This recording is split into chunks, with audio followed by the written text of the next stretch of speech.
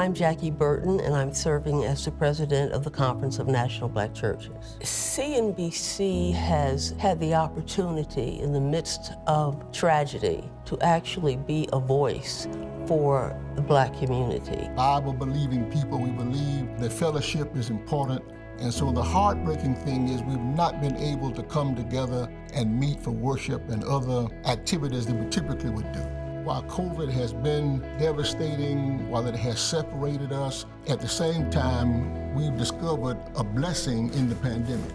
We've had to reimagine the church because we've had to leave the physical facilities and find other ways to communicate fellowship and the message of the church. We continue to worship.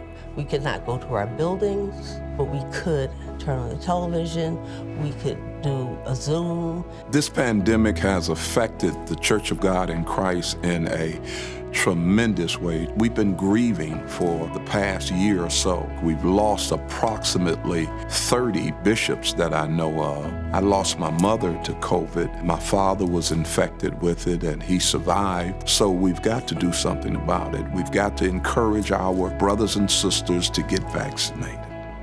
This virus is a wolf that seeks to destroy our people. Our involvement flows from the central message of the gospel of Jesus Christ. We are to be healers. We are to speak for the voiceless. We rely on our faith. Despite what we deal with right now, whatever we're going through, there is hope on the horizon. There is help that's available. We help the pastors to understand how to preach about COVID, and then we also look at providing the churches as the spaces. We make our places, our spaces available for people to get vaccinated. We have to be active in mitigating the spread of COVID for your good, for the good of your community, for the good of your church, for the good of your family. When we started talking about the people who we would encourage to get vaccinated, I want to encourage them to be brave about this. And the second thing, I want them to be considerate of others. I think living without the vaccination at a time like this is fairly reckless, and I think it's always wiser to safeguard ourselves and those we are around by being vaccinated.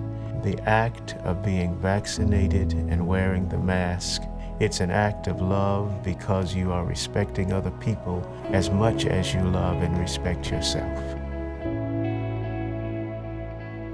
Together, we will save lives.